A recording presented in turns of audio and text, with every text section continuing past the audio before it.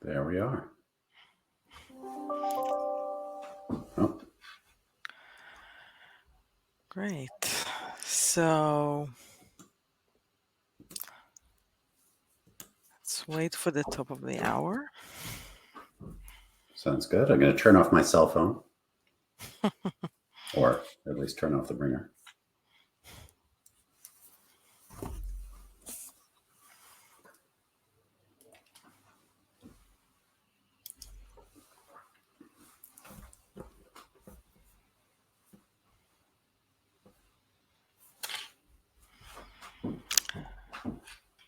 Okay, so we are at the top of the hour, John. Okay. But I do want to give people a couple more minutes to get in. So let's wait, I don't know, 2 more minutes and then we'll get started. Sounds good. How's the weather where you are, Iris? It's raining. It's raining here too, but we need the rain, so I'm okay with it. Yeah. If it rains all weekdays and is dry and sunny on the weekends, that would be a bonus, but we need the rain.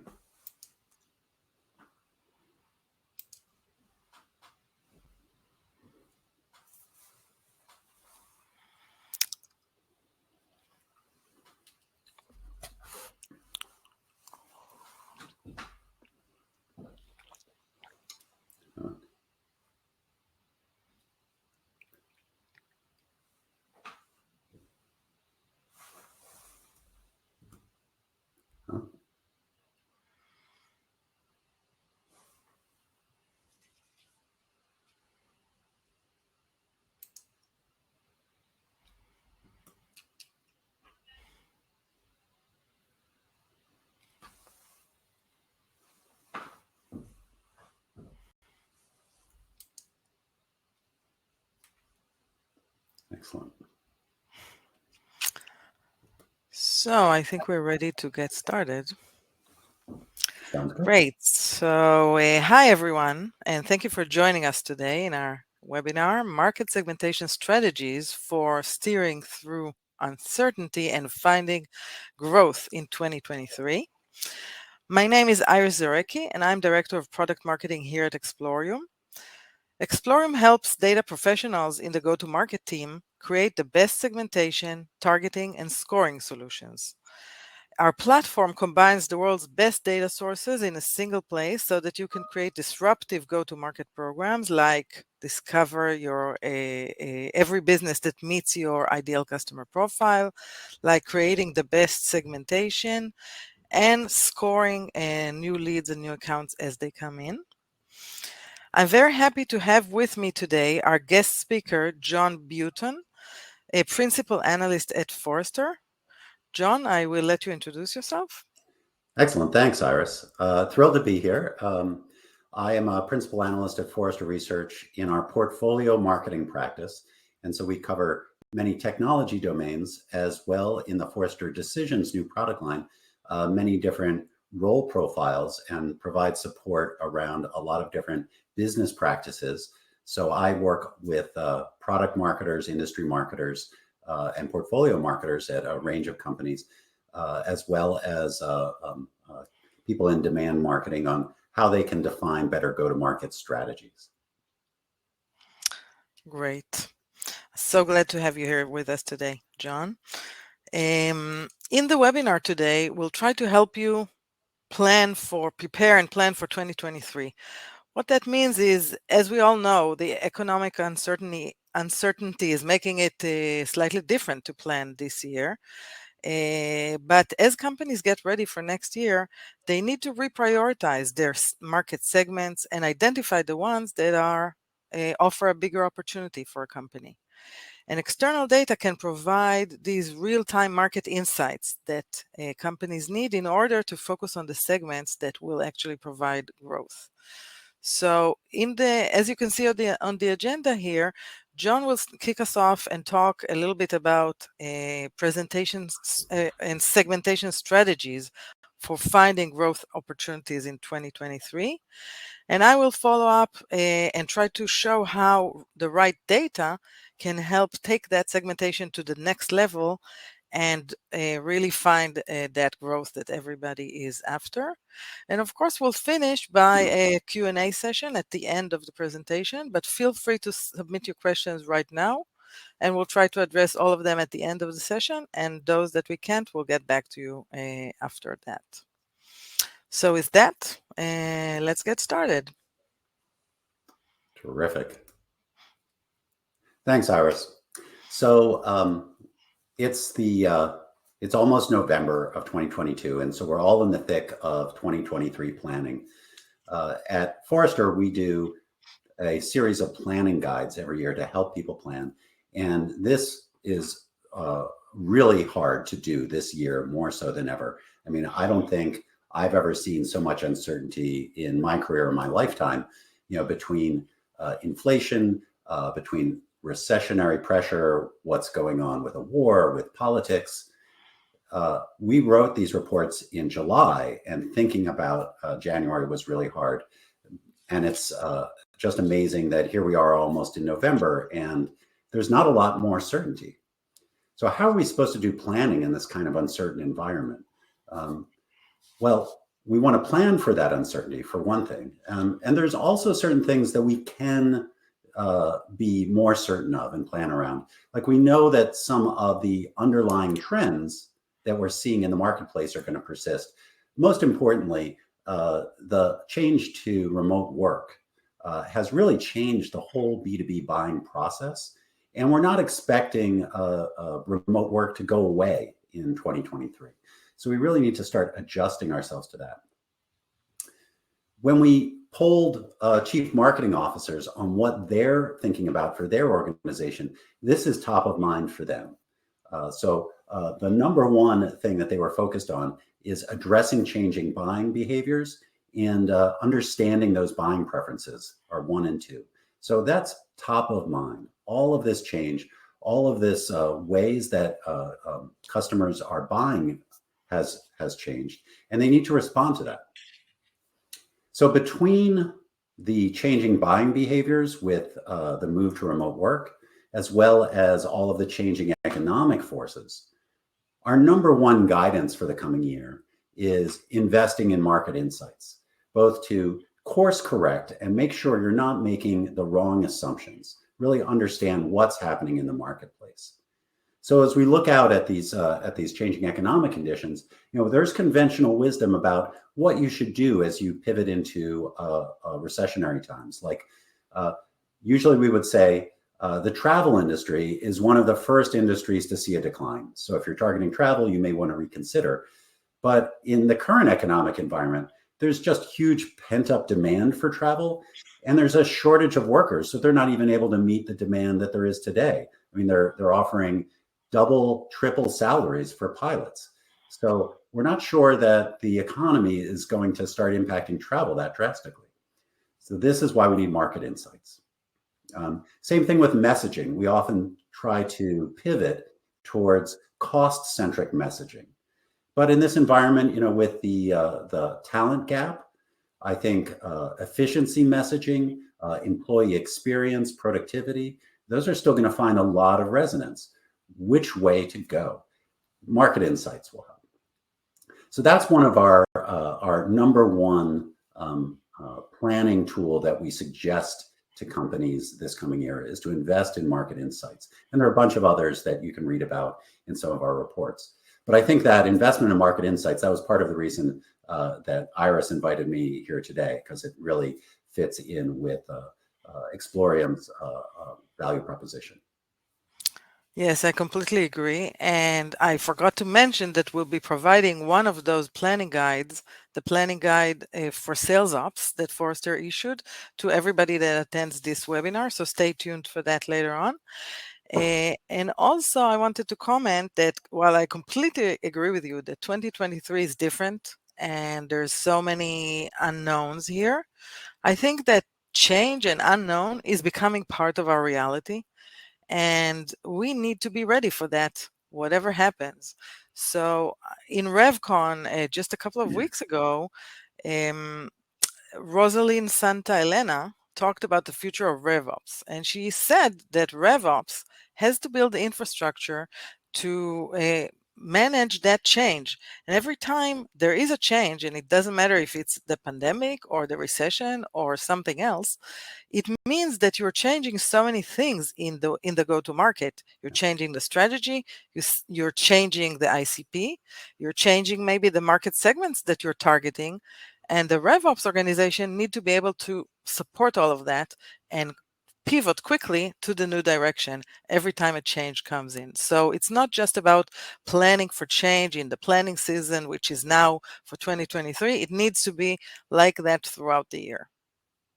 That's a great point. That the change is the new constant, and to build this into your process, absolutely.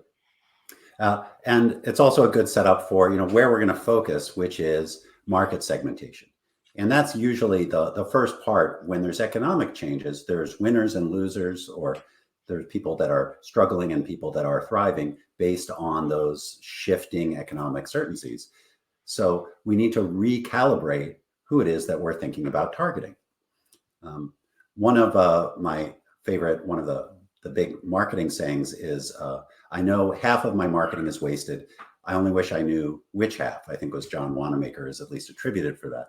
And that's what segmentation is all about, is figuring out which half of your marketing you really want to focus on. Where is the target audience that you can have the most success with? What we see when we examine how companies succeed is that this activity of defining target market segments is one of the best predictors of success. When we poll companies and look at high performing organizations, those are companies that meet or exceed their revenue targets. They are nearly 10 times more likely to invest in defining target market segments and do those kinds of activities than are low performing organizations that miss their revenue targets. Things like identifying the market opportunities, doing market analysis, those are also great predictors of success. There are lots and lots of benefits of targeting and segmentation. We talked about focusing on those accounts that are most likely to buy. That's the principal one of getting super efficient. Also, optimizing your market for where you can have the most ROI. To understand, is it that our marketing isn't working as well as it used to, or have we just tapped out the market? Do we know the market size and have a realistic expectation of how much we can get? And then, of course, personalizing the message for the needs of the different segments. Great statistic I saw from the DMA was just simply on email marketing, that if you change and segment the subject line and the content for email messages for 2 or 3 different segments, you see double the open rate. Same thing with banner advertisements. The more segments you do, the better the results. You'll see up to 5 or 7 times the ROI on online advertising based on custom content for different segmentation. You might be wondering, what is this funny image that I have up here also? I want to relate. Earlier this summer, I was up in Maine, way up there, Swans Island, and it's a place where most of the people are involved in the lobster fishery or in fisheries. And the thing everybody was talking about on the ferry boat and at an event I was at was this thing called Fish Finder from Sirius XM. And I thought they must be talking about the banned fish, but no, it's an actual fish finder, a satellite service, just like satellite radio. And this is a screenshot from it that shows you taking atmospheric data and various surface temperature data and knowledge about the depths of the oceans and currents on where the fish are. And I thought this was a great metaphor for what we're doing here in targeting and segmentation. What's interesting is everybody was talking about it. It's 10 years old that they've been doing this. But with the changes in the environment, that's had a big impact. So traditionally, where they set their traps are changing. And likewise, with the price of diesel going up above $6, it was a hot topic. If you can take 1 or 2 hours out of your fishing trip, it has a big impact on your bottom line. So that's what we're going to be doing here today, is figuring out, how to use data to find the fish. So let's start pitching. Best practices for segmentation. We do a lot of one-on-one customer inquiries with our clients to talk about segmentation. And we hear a lot of different problems that they face and challenges in doing segmentation. It's interesting. Usually the first thing that comes up is they feel like they don't have the data to be able to understand the market. But then when we peel away at the surface, we find out they do have access to data. There are plenty of companies. There are companies like Explorium, and there's access to data. It might not be free data, but they have access to data. And the challenge, though, is then they're not sure what data to ask for or look for. They haven't defined the segments in the right way to understand what they should be looking for. Or once they get the data, they don't always agree on what the data means. The data itself doesn't tell them where to go. They have to do some analysis, and they have to have a process to get all the different stakeholders on the same page. So we're going to talk a little bit about this process today, about how to define segmentation and a process to get to alignment on what segments to target. We'll start off on the attributes of segmentation. Now, most companies we see can get stuck in some of these traditional segmentation definitions. So they'll be focused on understanding the different industries, the different geos, or by company size. And this isn't surprising because this is how we get the data often, or what we already have in our database. But what we want to challenge companies to do is to think about some of these harder to obtain data points and really think about what are the attributes that are going to differentiate companies on how much they need the offering. Those differences in need are going to be much more compelling in order to find which segments are better and worse for your offering. So instead of just thinking about industry, think about location. And not just where they are, but are they urban or rural, or the age of the company? Do they have older mainframe systems or particular technology, or even a buying center? Do they have accounts payable that's large? Do they have a D&I initiative? Even organizational culture. So one example was for a company that does sustainability. And they looked for companies that have a commitment to sustainability and have signed on to some sort of climate pledge. That's a really good predictor of whether they're interested in sustainability offerings. So this is something companies have often struggled with, is finding the right attributes to define, align to their buyer needs. I'll give a couple more examples here.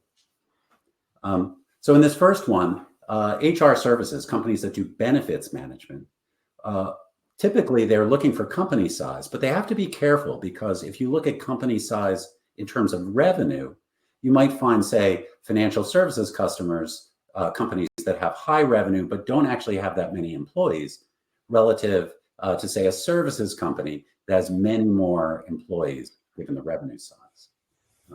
And that's just at the account level, at the company level. Iris, you were saying there's data that you can get beyond that too. Right. We see a very similar picture when we work with many of our customers. Company size is a very basic, traditional attribute that many companies use. But we can go deeper and look at the size of the HR department because we're trying to sell to them. And we can also tell you whether the HR department is growing or reducing. And of course, that will make them more receptive or less receptive to hear what you have to offer. So getting deeper, going beyond the traditional. Another example was an AI company that provided AI solutions. And their traditional way of thinking about the market is very based on industry. We know financial services is a big user of AI, high tech, teleco.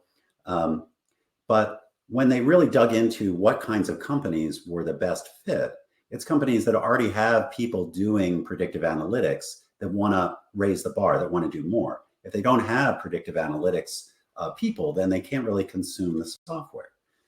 So that was a major indicator for them. Are they using certain kinds of software already? And that's something also, right? Yeah, and another dimension or more information here could be, are they using any specific HR technologies? Are they using SAP HR systems or Oracle or whatever you, or Salesforce? And again, that makes them a good segment for you or a bad segment for you, depending on your technology and how it integrates with that. So adding more technology or technographic dimensions can make it better. Yeah, yeah. So thinking beyond the traditional segmentation to something that aligns to needs. Another example was a company that does outsourced IT. It scales with the number of desktops that there are, but there's very different needs for companies with knowledge workers that have lots of applications on the desktop versus, say, a gray collar workers, say, folks that work in hospitals or retail that only have one or two applications that they use, but having the system up and running is really critical. We have two different segments that have different need sets. So the next step is, once we identify the right kind of attributes, how do we look at the different segments and try to evaluate them? And here, I think we typically see companies gravitate towards market size. And that's, also because it's hard-won data. It's hard to get to sometimes. But once you get that size of those different segments or the growth of those segments, that's not the only thing you want to look at. Yes, that's very important. You want to follow the money. You want to understand also where the competition is. Is this a crowded space? But it's equally important to look internally. So things with strategic fit. Is this aligned with other things in your business model or your organization's competencies? Is this segment on the pathway to doing other segments that are strategic to you? And also your ability to win. And companies often look too much at their product and how it stacks up against competitive products. But thinking about market segments, we need to understand the marketing and sales capabilities. Do we have lists in-house already? Do we have teams that can write content? Do we have sales coverage that can go after these kinds of this segment? So you need to factor all of those things in. Once you calculate, or use some kind of ranking scheme around this, you can start getting a fish finder kind of map, and that's what the example will show next. So here's an example that we saw from a client that does 3D printing for medical devices. So they're printing artificial hips and knees, and they're looking at the dentist market, which is growing very fast for crowns and implants. And it looks very attractive.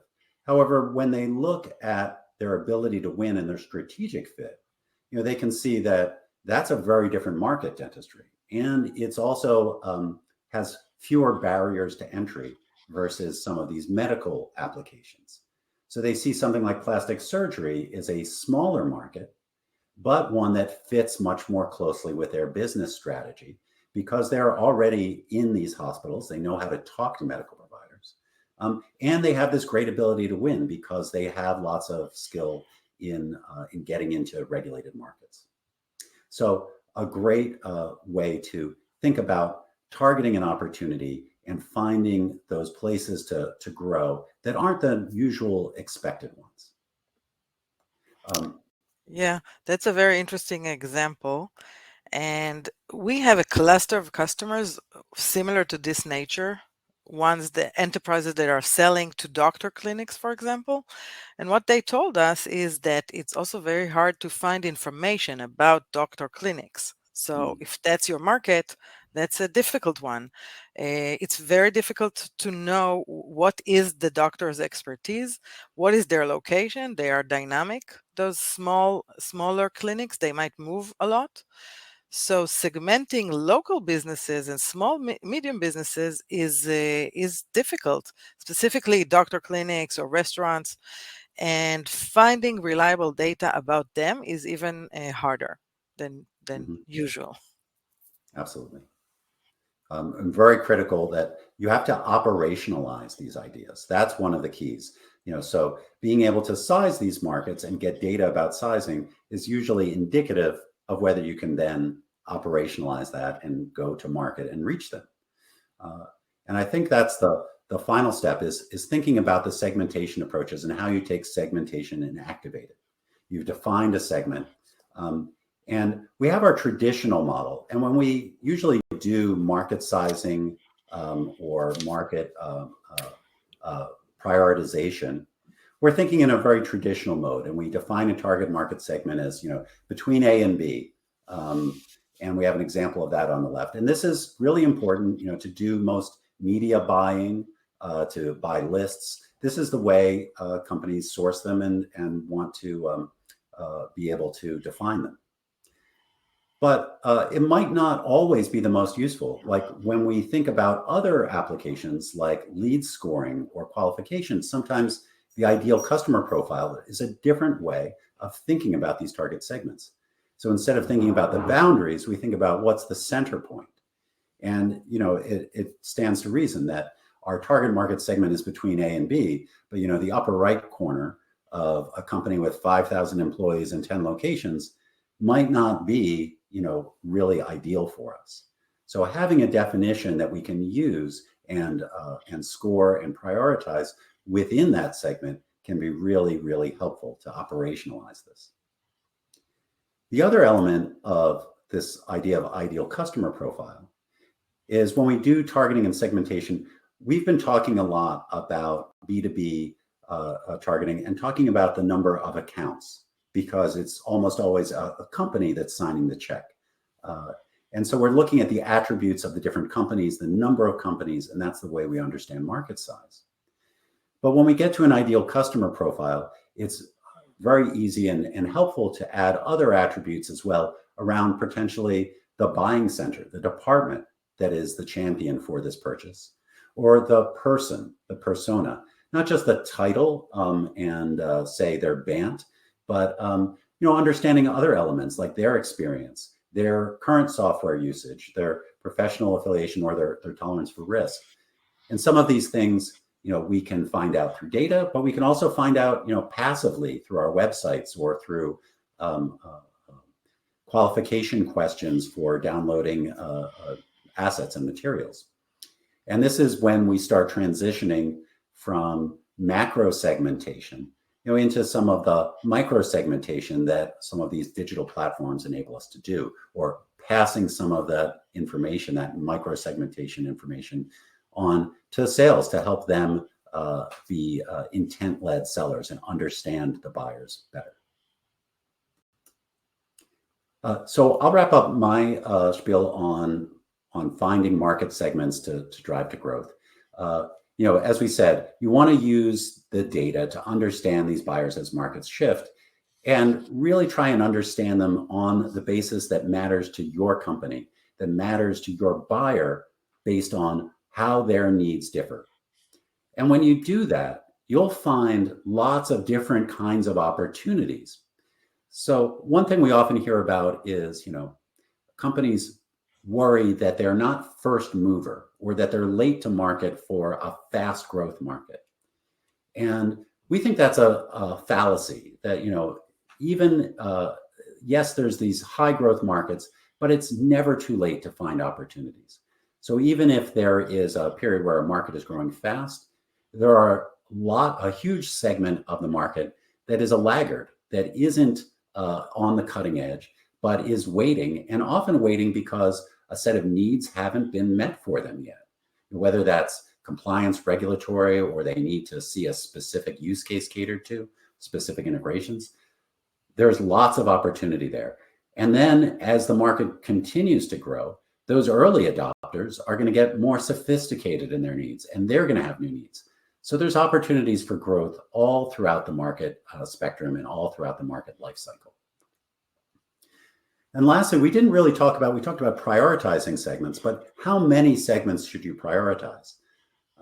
A story I like to talk about here is from the Yankees catcher, Yogi Berra, who supposedly, at least, went into a pizza place and he asked for a pizza. The pizza man said, do you want that in 8 or 12 slices? And Yogi Berra said, you better make it 8 because I'm not that hungry. And of course, the humor is the pizza is the same size. But we all know that cutting the pizza into more slices makes it harder and harder on our organization. And to be really effective with these segments, we want to really dive into them a little bit deeply and be able to create more unique marketing that caters to their specific needs.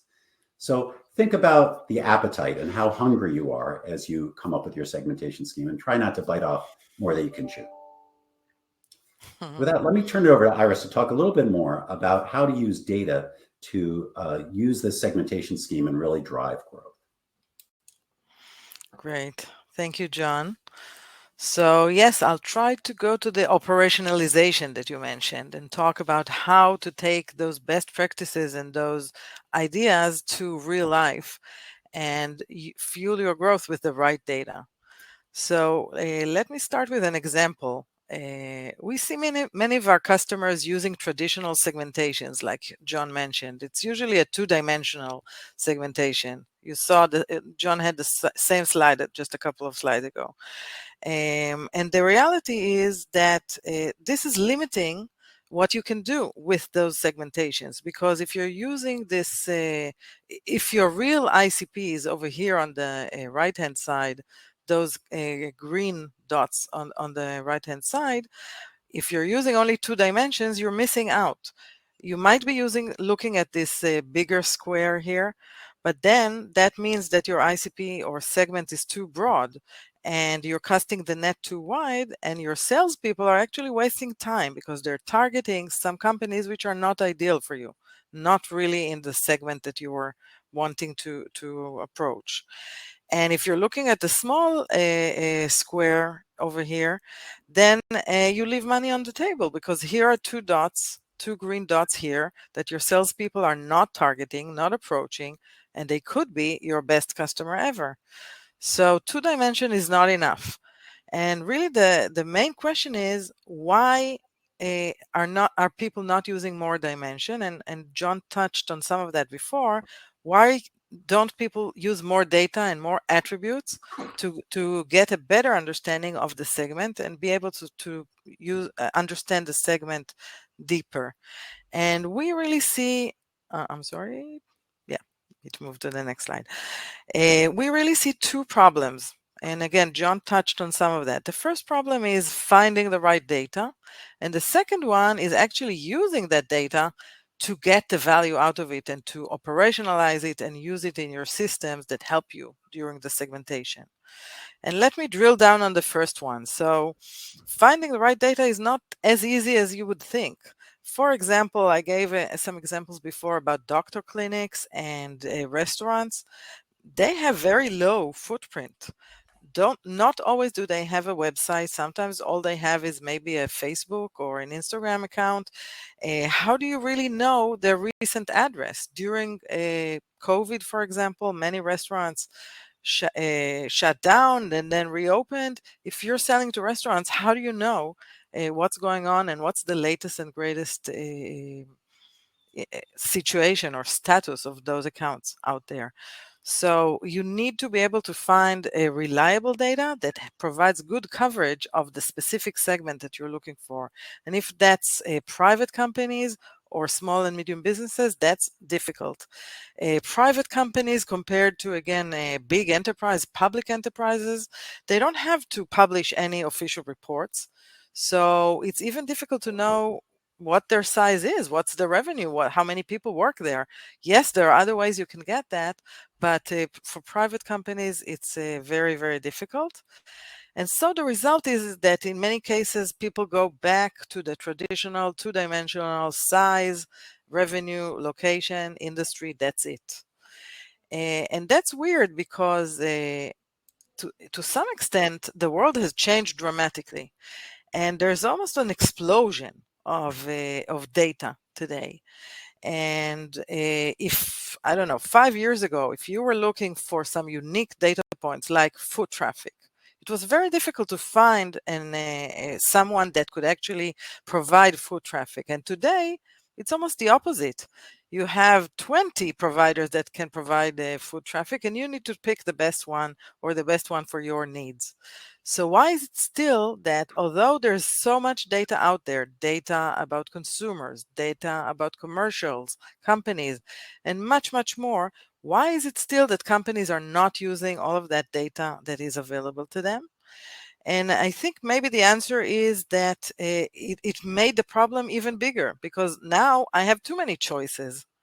Where do I go to find foot traffic data or any other data? How do I vet companies or data providers for their coverage of my segment, for the attributes that they provide, for freshness of information, accuracy? That's a big process that you have to go through if you want to work with every single provider here, or even pick 5 or 10 or 20 that you want to work with. So that is kind of a barrier of entry for many companies. So they go back to using just, again, the size and revenue, instead of using this wealth of alternative data providers that they have. And maybe the other barrier of entry is that if you do decide to work with 5 or 20 data providers, that creates a new problem. And the problem is that you now need to stitch the data together, because every data provider provides his data in a different schema, in a different approach. It gets updated recently, and you need to be able to stitch that together into a coherent picture. That's, again, another problem that sometimes prevents many companies from really taking that step and using all of those attributes that are available now. So that's maybe one problem. Another problem that I mentioned before is around operationalizing that data. And what we see with many of our customers is that they have so many different tools and so many different data points, and they're really spread around the organizations. Some of them sit in your Salesforce, some others in HubSpot, some information you take from LinkedIn, from this vendor and the other vendor. Can you really take all that data, put it together, see a coherent picture, and make some decisions based on that coherent picture? This is maybe the challenge. So even if you have access to all the data in the world, operationalizing it is a big problem.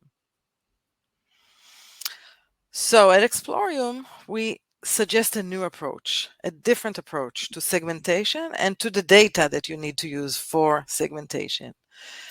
And we provide a very large catalog of data that you can see here. And it's focused around business data. So everything is organized around the businesses, because this is the accounts. This is where we all want to start.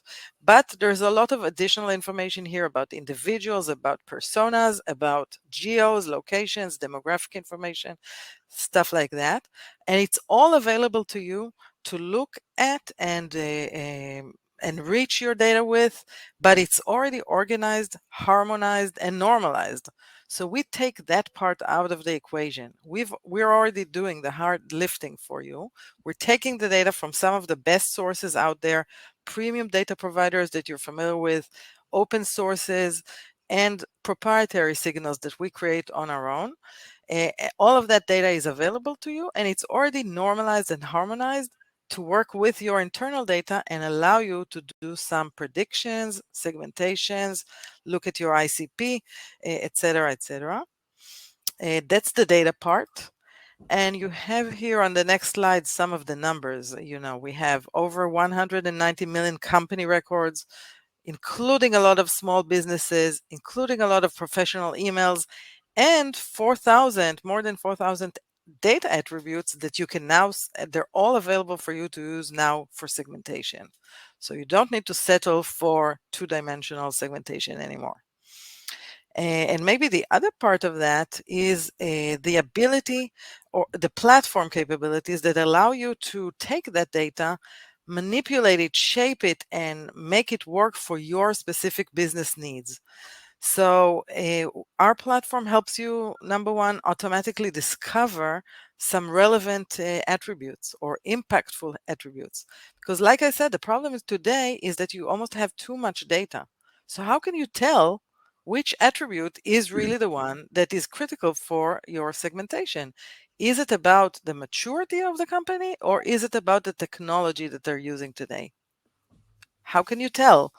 our platform looks at your internal data. It can look at stuff like win-loss analysis or other internal data that you have in-house, match it with our vast catalog of over 4,000 attributes, and tell you, pinpoint which attributes are the impactful one that you should be looking at first.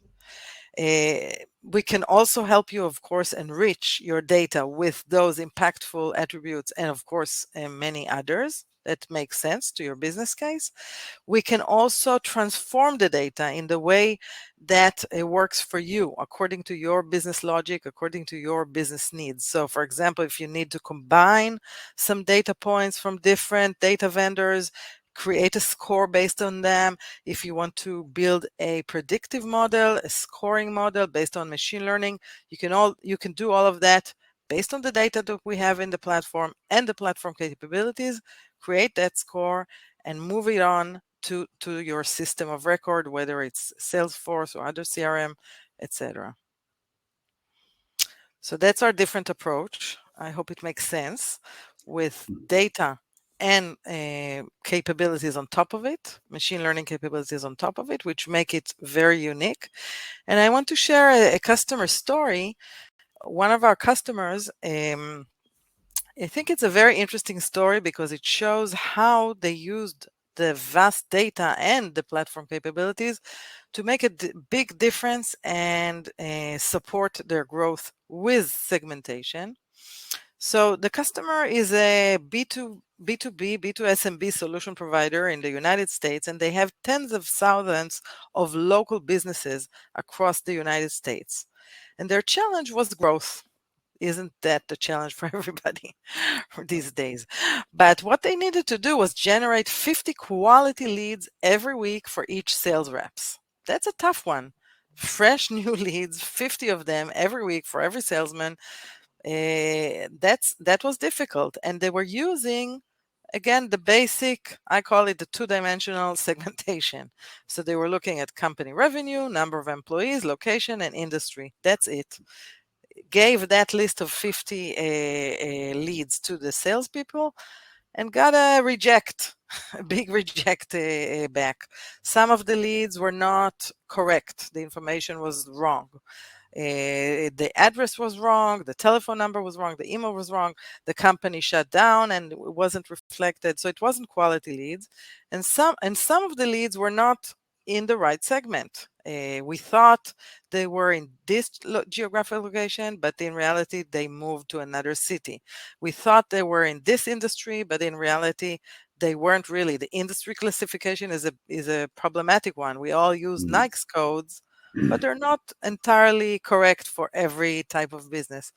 So the challenge was how to support this amazing growth with quality leads for the salespeople. So what they did was, of course, use Explorium. And with Explorium, they were able to get a lot more data available for them for the segmentation. And you can see some examples here on the right-hand side. So not only the basic firmographic signals around revenue and employees, but also things like credit score that can be a good implication, or parent company, or a correct location, or maybe the technologies that we mentioned before.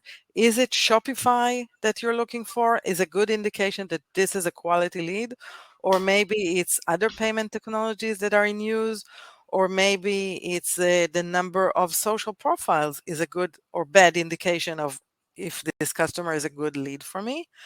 Of course, in addition to that, they could get very accurate contact information for every level that they needed to approach, email, phone numbers, and the industry classification was vetted and verified and validated and cross-checked across a number of data providers. Again, since we have all of those data providers, we can compare what industry they think this account is and give you the best approach there. So with Explorium, they got more data points and attributes, and they could automatically validate and check and provide a salesperson with a more accurate and quality list of leads. the initial results when we did a proof of concept with them were amazing. We were able to give them 650,000 new leads in the proof of concept, and they got very good reviews from their salespeople, very good leads, and also a lot of contact information, 500,000 contacts for those leads, for those accounts, which again were very accurate and um, very much liked by the salespeople. And the results of the whole project, why is it not moving to the next slide? Hang on. Here it is. It was an amazing uplift in conversion rate. Because again, there was greater precision. The targeting was better, the segmentation was better, and obviously those customers made more sense, were willing to look at or had a pain that indicated they need a solution that my customer was selling, and so the conversion was much, much better. But maybe more important is that salespeople could actually focus on sales instead of wasting a lot of time doing research around that customer. All the data available from Explorium that was relevant was also available through their Salesforce, and they could find it and know everything they needed to know about the customer before they call him, before they approach him. And also streamlined marketing and sales operations. And we talk a lot about RevOps, and it's very trendy right now, and the process and streamlining the way everybody sees the same picture is also achieved here, because when everybody has the same data about an account, when everybody understands why this account is a good target and in our segment, or maybe why the quality score for that account is high or low, then there's no arguments. Everybody sees the same picture and can behave accordingly. So that's a great success story with one of our customers. Maybe they'll join us for the next webinar. And then just one last thing that I wanted to share with you is maybe taking it one step down, one level down, and making it more, how to get started is really the question. Okay, I get segmentation. I understand it's very important. I know there's so much data that I can use, but still, how do I get started? And I think the key here, and again, we learned that from our customers, is to implement a repeatable and scalable methodology. So even if you start small, the process needs to be defined in a way that can scale and can work on and on as you grow and as you become more successful. And I think it has maybe 4 steps here. The first one is to do some pre-processing, to look at the data you have today. Typically, that would be, again, your win-loss analysis. To analyze your customer and prospect base, to see where you win and where you lose. Our platform can then create some lookalike algorithms and tell you where are those specific attributes that make a difference, and also create some additional top of funnel leads based on those attributes. So for example, if you are successful with doctor clinics that are, what did you say, orthopedics that do knee replacement, then now I can find for you more of those doctor clinics. Very, very specific. And then we can, of course, enrich those leads with so much more information about them so that you can approach them, you can know more about the account, more about the people, and approach them correctly. And then you can also filter out some noise in the system, right? Like I gave you that example of the Nikes code, which all of us are using for segmentation. But in some cases, for some industries, for some local businesses, it's not always correct. So you need to figure out what is the right industry that you're really looking for. Maybe it's not the Nikes code. Maybe it's the LinkedIn industry. Maybe it's how the customer is defining himself on his website. So what's the right way to pinpoint those customers? And maybe last but not least is to give them a score. so that you can learn from that, and you can learn moving forward, and also take that process all the way to the beginning and learn again from the data as you gain more customers or lose more customers. The model can change and the system can learn and adapt itself to better segmentation next time. So with that, let me just share with you some of our customers that you can see some big names here. We're very proud of them, and there's many more, and we'll definitely continue to tell you some stories about our customers moving forward. And with that, let's move on to the last section of the webinar, questions and answers. Before we go into that, I want to mention a few things that you can look at right now or immediately after the webinar, and we'll be sending you them in an email as well. Obviously, come to our website or try our free trial. You can also see some examples of the data that we provide over there on the website and the free trial. We also have an exclusive offer for RevGenius community, and we can offer you a free 30-minute consultation with one of our data scientists to discuss your segmentation needs and maybe show you a quick demo of what this might look like for you. And we can also create a list of up to 5,000 net new SMB contacts for you that map to your ideal customer profile to show you again what the platform can do for you. So that's an exclusive offer for RevGenius community. And again, we'll be sending that in an email later on. And like I said, the Forrester 2023 Planning Guide for Sales Ops, a great piece of content. We'll be sharing that with you in an email after the webinar. So I think great deliverables that you will get from us later on. Definitely go ahead and use them. And with that, let's get started with the questions. You ready, John? Absolutely. Great.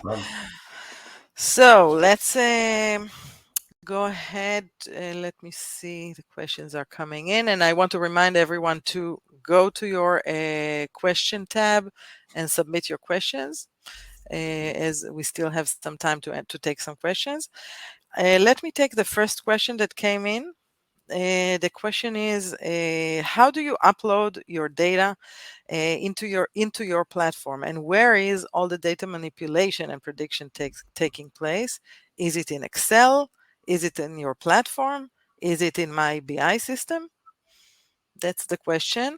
So it's a very good question because I didn't get into the specifics of how the platform works, but the idea is that the platform is very flexible and there are many ways to get the data. But a typical way will be to upload the data from wherever it is. It could be in Excel. It could also be Salesforce CRM or any other CRM. Upload it to our platform, do all the manipulation, enrichments, and even I call it exploration on the platform. Build some prediction or scoring models on the platform, and then export it back to where it really needs to live. So if it's for the salespeople, you export it back to Salesforce. If it's for BI, we have APIs that connect you to your BI systems. If it's for marketing, we can bring it back to HubSpot. So many APIs and connectors allow us to be very, very flexible, upload the data from anywhere, manipulate it, and send it back to wherever it needs to be. Good. So great question. The next one is for you, John. Let me read it. The question is, how do you do market sizing when you go outside traditional segmentation by vertical or company size? Well, yeah, market sizing is always looked at as more of a science than an art, but it's a little bit of both. There are great data providers that can help you understand the nature of the market. So if you have something like, I thought the example that you gave, Iris, was really interesting, that Shopify users are a good target for a customer. Well, how many are there? And how big is that market? You might look just at them. You might look at all the e-commerce providers. and say, if we sold to people using e-commerce, what does that look like? What's important is to not necessarily get to the right dollar figure, but to get a good estimate of the relative size. And so you can use a variety of data sources to get some good estimations, in terms of the number of customers for Shopify or for some of the other companies. Maybe some of the other companies aren't public, so it's harder to get at. But you can do some rough estimates based on who's bigger. This one's 2 times bigger than that one, and get to a reasonable estimate. And that's what's most important usually for market sizing, is getting to an estimate. We have good estimation techniques for doing it top down as well as bottom up. And often that's the best practice, is to do 2 of them. And that way you can meet somewhere in the middle with something that's reasonable, on a reasonable approximation. So don't let the perfect be the enemy of the good in terms of market sizing. Yeah. Thank you. We have time for a couple more questions, so I'll take the next one. How do companies typically get started with a lead scoring project? So yes, I mentioned lead scoring throughout the presentation, and it's actually very similar to how you get started with segmentation. So again, you need to start looking at the data. You need to start looking at the win-loss analysis, see what attributes are actually meaningful and relevant in that sense. And then typically what we see customers do is build a rule-based scoring mechanism that collects the data from the different places and connects it all together in a rule. And the next step is to build a real statistical machine learning model that will really learn from your win-loss analysis and accurately predict and prioritize new accounts as they come in.